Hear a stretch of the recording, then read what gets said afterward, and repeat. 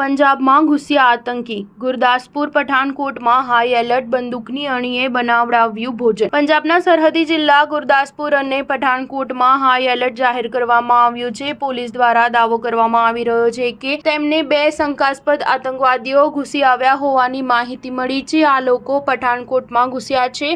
આ રિપોર્ટ બાદથી જ હાઈ એલર્ટ જાહેર કરી દેવામાં આવ્યું છે। આંતરરાષ્ટ્રીય સરહદ પાસે સ્થિત ગામકોટ બઠિયાના એક ગ્રામીણે કંટ્રોલ રૂમને જાણ કરી હતી કે મેં મારા ફાર્મ હાઉસ પાસેથી ચહેરા ઢાંકેલા 2 લોકોને પસાર થતા જોયા છે।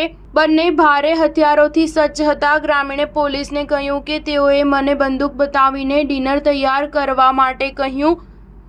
રાત્રિ ભોજન કર્યા બાદ તેઓ ઘરની બહાર નીકળી ગયા અને પઠાણકોટ તરફ આગળ વધ્યા હતા। પોલીસે આ ગ્રામીણની માહિતી શેર નથી કરી। આ મામલે માહિતી મળ્યા બાદ પઠાણકોટના એસએસપી સુહેલ કાસિમ મીરે તાત્કાલિક વરિષ્ઠ અધિકારીઓની બેઠક બોલાવી। આ ઉપરાંત ગુરદાસપુરમાં પણ વહીવટી તંત્રએ બેઠક કરીને સ્થિતિનો તાગ મેળવ્યો હતો। જિલ્લા એસપી હરીશ દાયમાએ પોલીસ લાઇન્સમાં તમામ પોલીસ સ્ટેશનના પ્રમુખોની બેઠક બોલાવી હતી।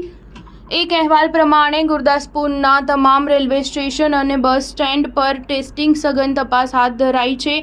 આ ઉપરાંત ગુરદાસપુર, ધારીવાલ, દીનાનગરમાં પણ કડકાઈ દાખવવામાં આવી રહી છે। ગુરદાસપુર પઠાણકોટ જમ્મુ નેશનલ હાઈવે પર પણ પોલીસનો ચુસ્ત બંદોબસ્ત છે। વાહનો પર નજર રાખવામાં આવી રહી છે। બટાલા પોલીસને પણ એલર્ટ કરી દેવામાં આવી છે। આ મામલાની માહિતી સેના અને બીએસએફ સાથે પણ શેર કરવામાં આવી છે। સ્ટાર ન્યૂઝ 7 હંમેશા સચ્ચાઈની સાથે।